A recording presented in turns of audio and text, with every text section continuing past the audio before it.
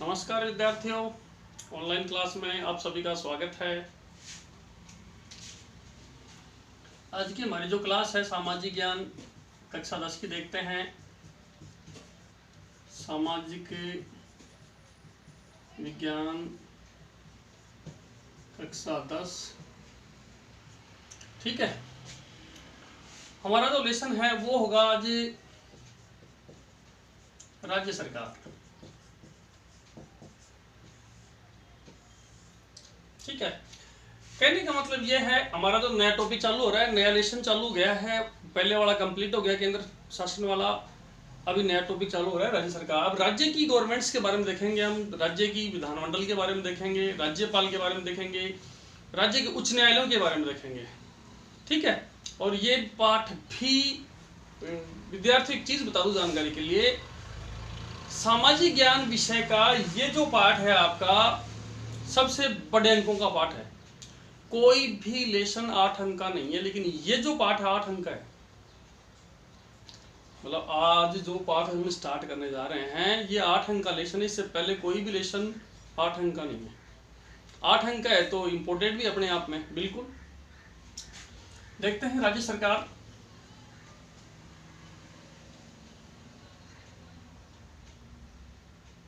इसमें देखते हैं राज्य विधानमंडल का गठन एवं कार्य। राज्य सरकार की बात करें, सरकार,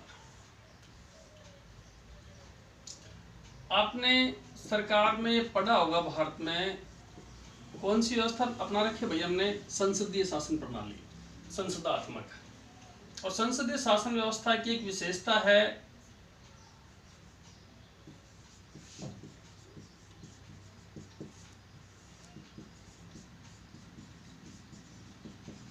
क्या, शक्तियों का विभाजन। शक्तियां बटी हुई हैं, डिवाइड हैं, ठीक है। अब शक्तियां कैसे बटी हुई हैं? केंद्र ने अपनी शक्तियां बांट रखी है राज्यों में, राज्यों ने अपनी शक्तियां कहाँ बांट रखी हैं? स्थानीय प्रशासन में। बट पढ़ेंगे हम स्थानीय प्रशासन में, जिला, तहसील और गांव। तो ये भी शक्तियां डिवाइड हैं, यहाँ भी शक्तियां डिवाइड हैं। और क्योंकि हमारे यहाँ स्थापित ही कौन सी व्यवस्था है, संसदीय शासन व्यवस्था है, और इसमें शक्तियां बटी होंगी, इसमें कोई दो राय नहीं होगा।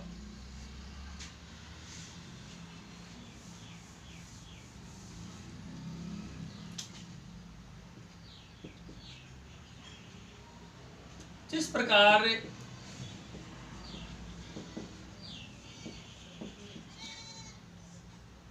केंद्र में संसदात्मक प्रणाली स्थापित की गई है,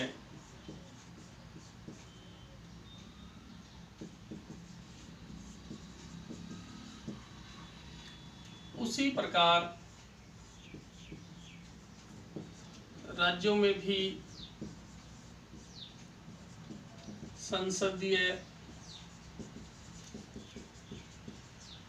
शासन प्रणाली ही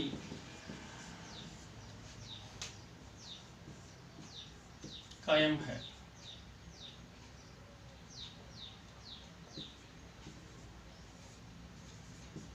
केंद्र में भी कौन सी व्यवस्था है, संसदात्मक, और राज्य में भी संसदीय शासन प्रणाली है। नाम मात्र या संवैधानिक शक्तियां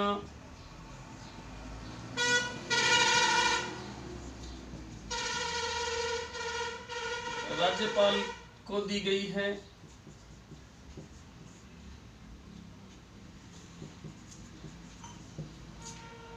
जबकि वास्तविक शक्तियां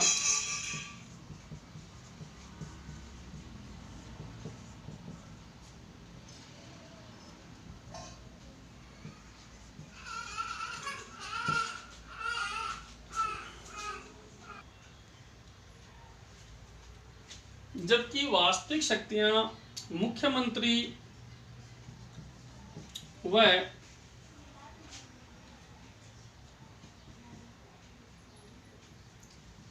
मंत्री परिषद के पास होती हैं। कहने का मतलब यह है, राज्य विधानमंडल का गठन जो हम पढ़ रहे थे, जिस प्रकार केंद्र में संसदीय शासन प्रणाली है वैसे राज्यों में भी है। नाम मात्र या संवैधानिक शक्तियां राज्यपाल को दी गई हैं, जबकि वास्तविक शक्तियां मुख्यमंत्री और मंत्रिपरिषद के पास होती हैं।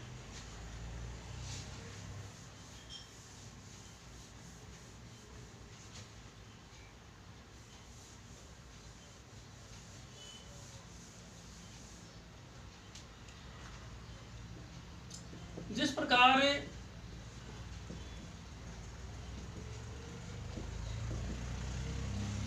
केंद्र में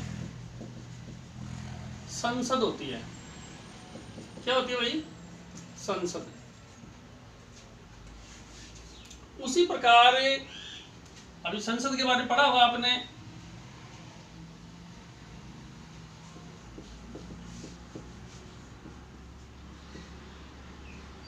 राज्यसभा, लोकसभा और राष्ट्रपति को मिलाकर क्या बन जाती है भाई? संसद। मतलब ये तीनों मिलते हैं, राज्यसभा, लोकसभा और राष्ट्रपति, तीनों आपस में अभिन्न अंग है संसद। वैसे ही अभी हमने यहाँ पढ़ा होगा राज्य सरकार में विधानमंडल, क्या पढ़ा भाई? विधानमंडल, विधानमंडल का गठन पढ़ रहे हैं हम।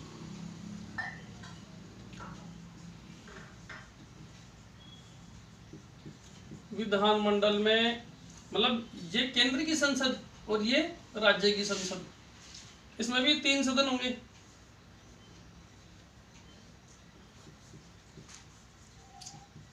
विधानसभा लोकसभा की इक्वल होगी, विधान परिषद राज्यसभा के इक्वल होगी, और राष्ट्रपति के इक्वल होगा कौन भाई? राज्यपाल। तो एक चीज तो समझ गए, ये केंद्र का सौदा है, वैसे ही कहाँ का सिस्टम है भाई? राज्य का सिस्टम है। तो विधानमंडल के बारे में अब आप ये कहेंगे सर क्या भारतीय कुछ राज्य ऐसे भी हैं जिनमें विधानमंडल हैं?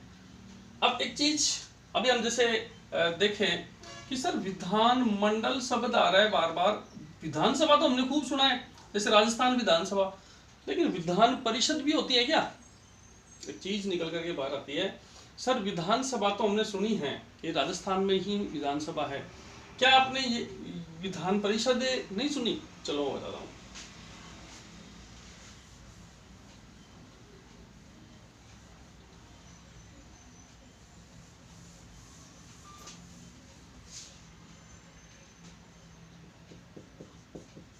जिस प्रकार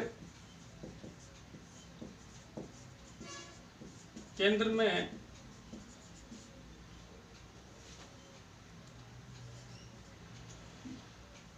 द्विसदनात्मक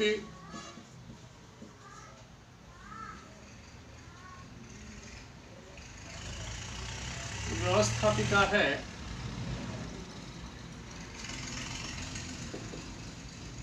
उसी प्रकार भारत के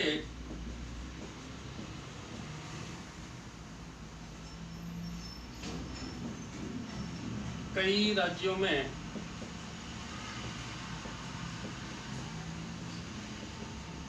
द्विसदनात्मक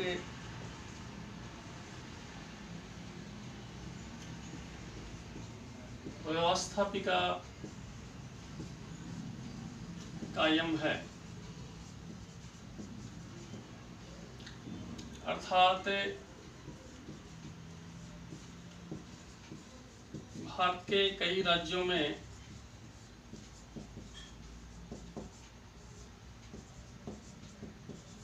2 सदनों वाला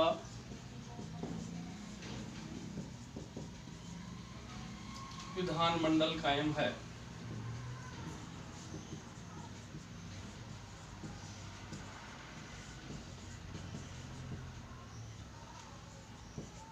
वे राज्य निम्न हैं, मतलब विधानमंडल वाले राज्य निम्न हैं। पहला, अभी मैं डिस्कस करूंगा आपके साथ, जम्मू कश्मीर। जम्मू कश्मीर की अगर बात करें तो 2019 में ये राज्य से डिवाइड हो चुका है और केंद्र शासित प्रदेश है ये, ठीक है। और शायद जहां तक मानना है शायद केंद्र शासित प्रदेश में विधान परिषद नहीं होती है, ठीक है। लेकिन आगे जैसे हमारे पास आंकड़े आएंगे वैसे आपको बता दी जाएंगे, क्लास में समझा दी जाएंगे। एक बार के लिए हमारी बुक में जो दे रखा है मैं वही एक्सप्लेन कर रहा हूँ। जम्मू कश्मीर दे रखा है, अब कई बच्चे कंफ्यूजन हो जाएंगे कि सर आपने मतलब हमारी बुक में तो जम्मू कश्मीर दे रखा है, आपने बताया ही नहीं। इसके ऊपर जब भी आंकड़े प्रदर्शित किए जाएंगे कि भाई किस प्रकार से इस राज्य को हटाया गया है, किसको दिया गया है, आपको एक्सप्लेन कर दिया जाएगा, समझा दिया जाएगा, ठीक है। ये मैंने बता दिया कि जम्मू कश्मीर से केंद्र शासित प्रदेश से जो अभी बना दिया गया, उसमें पहले विधानमंडल था, विधानसभा और विधान परिषद थी, लेकिन प्रेजेंट में इसको केंद्र शासित प्रदेश बना दिया गया है।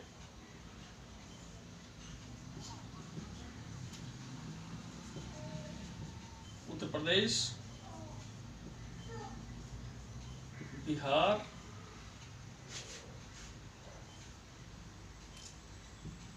कर्नाटक, महाराष्ट्र,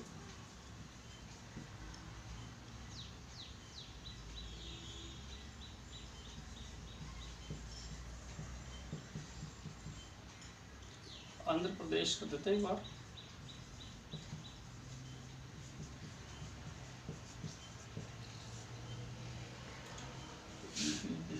महाराष्ट्र, कर्नाटक,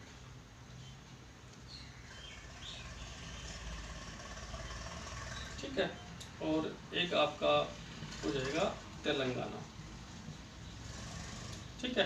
कहने का मतलब 7 राज्यों में द्विसदनात्मक विधानमंडल हैं। अभी जम्मू कश्मीर का आपको बता ही दिया कि यूटी है, बार बार रिपीट कर रहा हूँ, कन्फ्यूजन मत होना। ये आपका केंद्र शासित प्रदेश बन चुका है, लेकिन फिर भी इनमें तो काबिज हैं, 6 में तो बने हुए हैं द्विसदनी विधानमंडल। मतलब बचे हुए जो राज्य हैं उनमें तो केवल एक ही सदन है,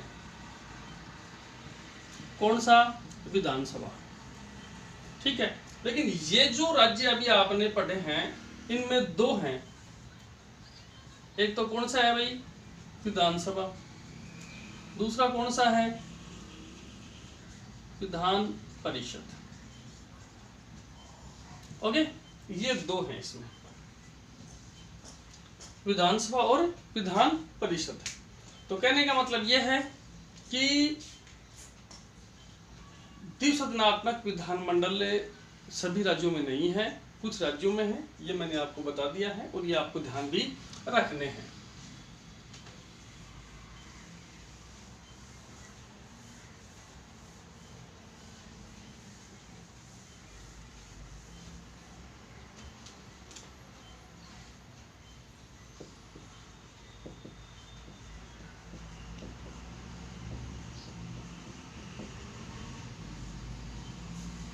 सबसे पहले हम देखेंगे विधानसभा का गठन।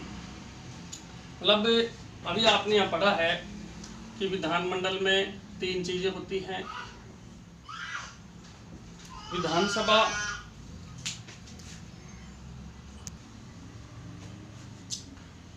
विधानसभा का गठन हम पढ़ रहे थे।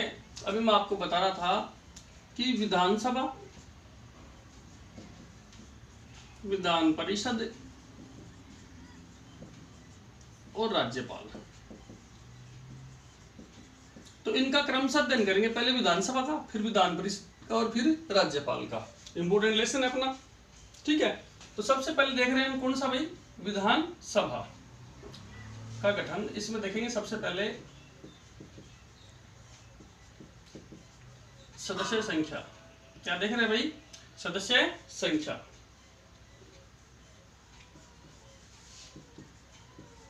विधानसभा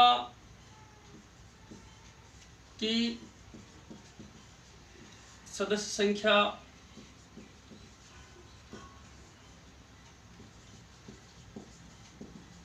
जनसंख्या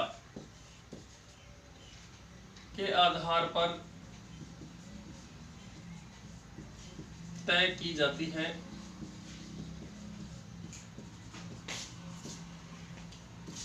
यह न्यूनतम 60 और अधिकतम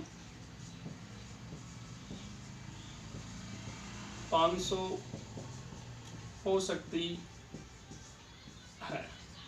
न्यूनतम तो कितनी होगी भाई? 60 होगी, और अधिकतम कितनी हो सकती है? 500 हो सकती है। एक विधानसभा सदस्य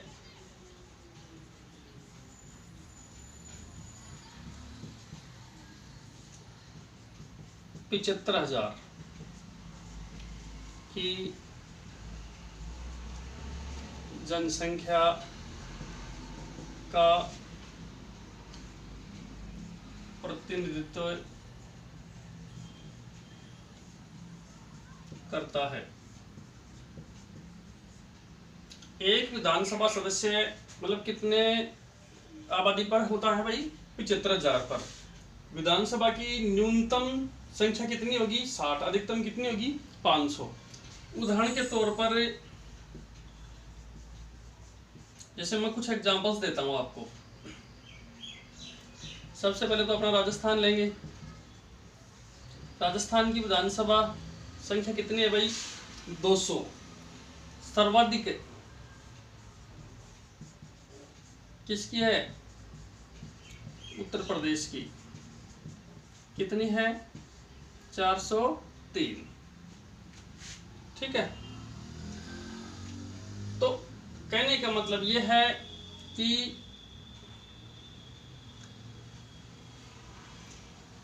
विधानसभा सदस्य संख्या जनसंख्या के आधार पर निश्चित की जाती है, और एक सदस्य के लिए लगभग 75,000 की संख्या तय की जाती है। न्यूनतम 60 और अधिकतम कितनी हो सकती है?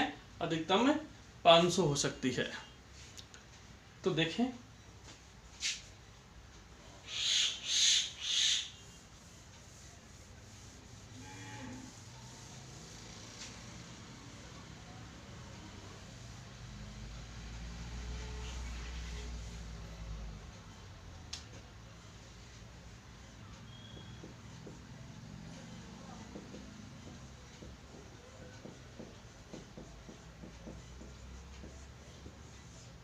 दूसरा बिंदु है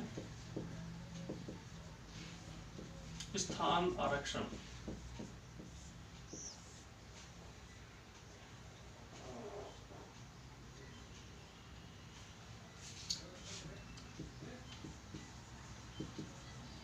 विधानसभा सदस्यों में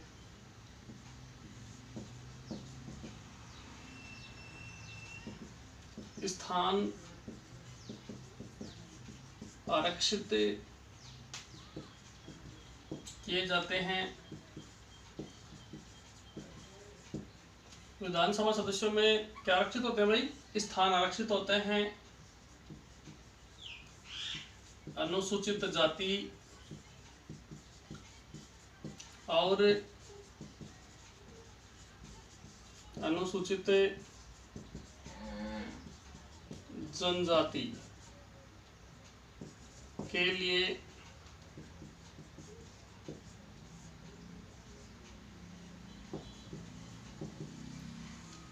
स्थान आरक्षित किए जाते हैं। किए जाते हैं। ठीक है। ये 95 संविधान संशोधन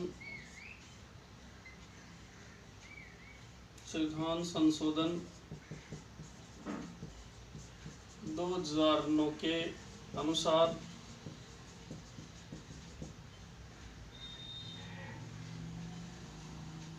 दो 2026 तक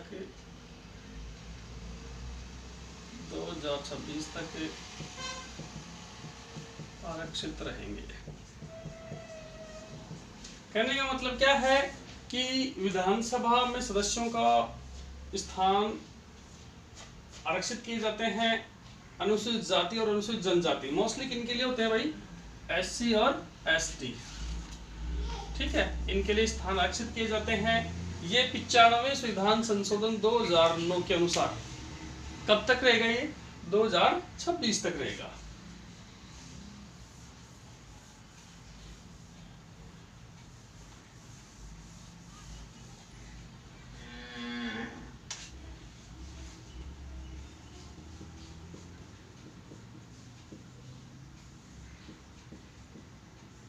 निर्वाचन पद्धति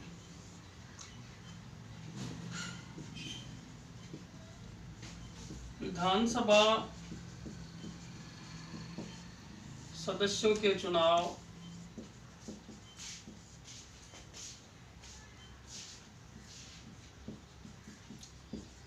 प्रत्यक्ष रूप से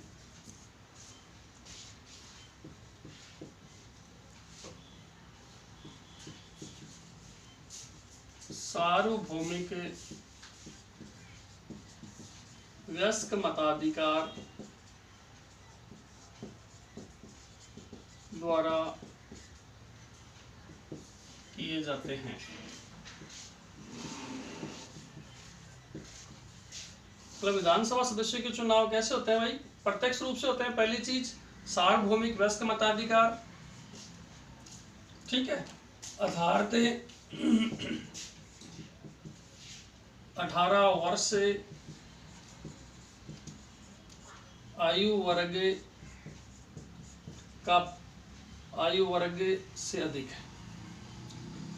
वर्ग से अधिक प्रत्येक मतदाता जिसका नाम मतदाता सूची में अंकित हो, सूची में दर्ज हो, जिसका नाम मतदाता सूची में दर्ज हो, भाग लेता है। कहने का मतलब यह है कि निर्वाचन पद्धति जो है विधानसभा सदस्यों के चुनाव प्रत्यक्ष रूप से होते हैं। एक चीज ये ध्यान रखनी है। दूसरी सार्वभौमिक वयस्क मताधिकार द्वारा किए जाते हैं, अर्थात 18 वर्ष की आयु वर्ग। कम से कम कितनी आयु वर्ग? 18 वर्ष। और जिसका नाम किसमें दर्ज हो गई? मतदाता सूची में, वह उसमें भाग लेता है।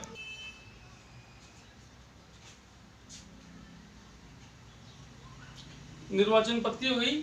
अब चौथा है अपना सदस्यों की योग्यताएं।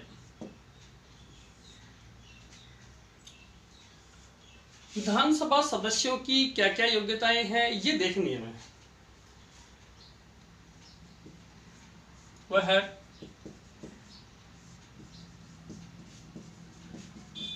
भारत का नागरिक हो। एक तो ये सदस्य होना चाहिए कि वह किसका नागरिक होना चाहिए भाई? भारत का नागरिक हो।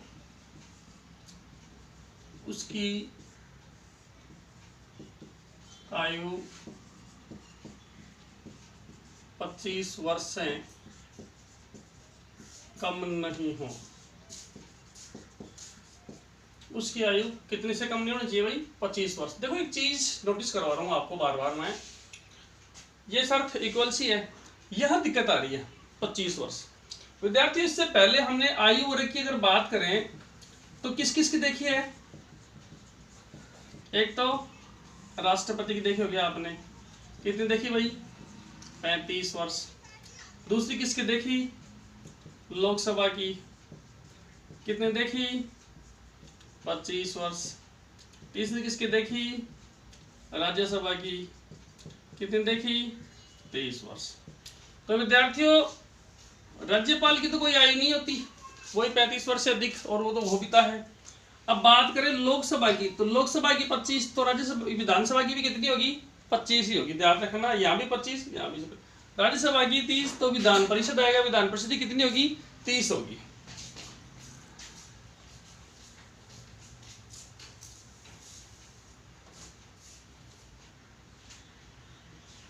तीसरा वह है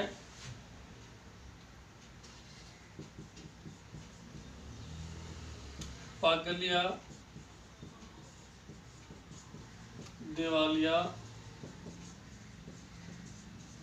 घोषित नहीं किया गया हो,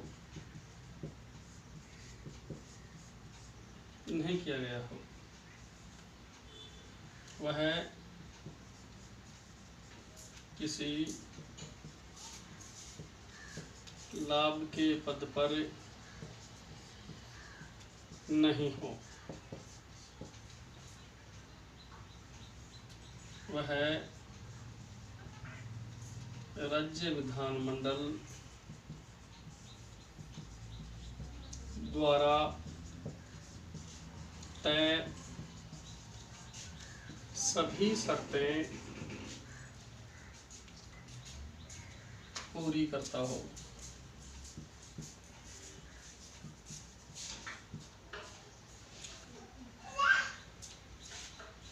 वह भारत का नागरिक हो, उसकी आयु 25 वर्ष से कम नहीं होनी चाहिए, वह पागल या दिवालिया घोषित नहीं किया गया हो, वह किसी लाभ के पद पर नहीं हो, और वह राज्य विधानमंडल द्वारा तय सभी शर्तें पूरी करता हो। कहने का मतलब यह है कि विधानसभा सदस्यों की योग्यताएं भी समान सी होती हैं लोकसभा की। लोकसभा सदस्यों की योग्यताएं और विधानसभा सदस्यों की योग्यताएं लगभग समान सी मानी जाती हैं।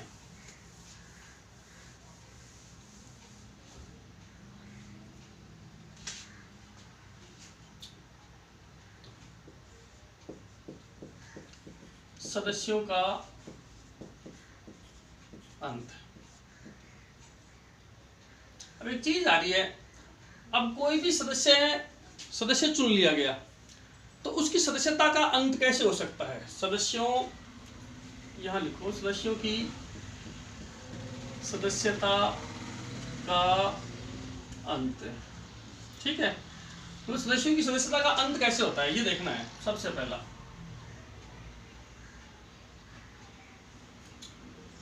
वह दोनों सदनों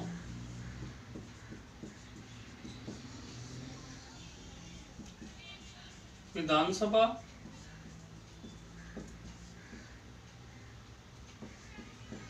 व विधान परिषद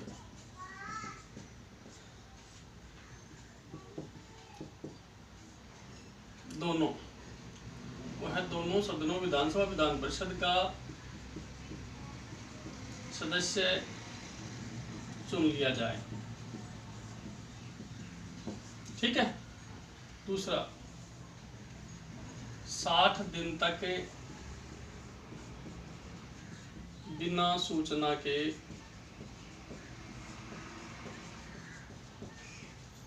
सदन में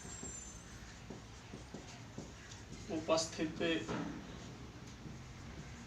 नहीं होने पर। तीसरा,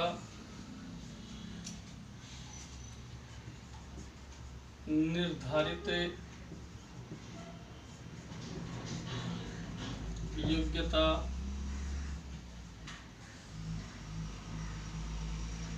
नहीं पाई जाने पर। सुनो, सदस्यों का अंत कैसे हो सकता है। वह दोनों सदनों का सदस्य है, जैसे मान लो विधानसभा का है, या फिर पहले विधान परिषद का, विधानसभा का भी चुन लिया गया तो एक उसको छोड़ना होगा। विधानसभा का है, विधान परिषद का चुन लिया गया तो वो उसे छोड़ना होगा, एक छोड़नी होगी।